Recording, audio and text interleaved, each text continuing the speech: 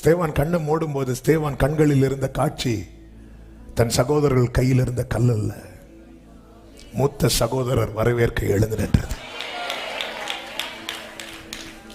இந்த காட்சியில தான் கண்ணை மூடணும்.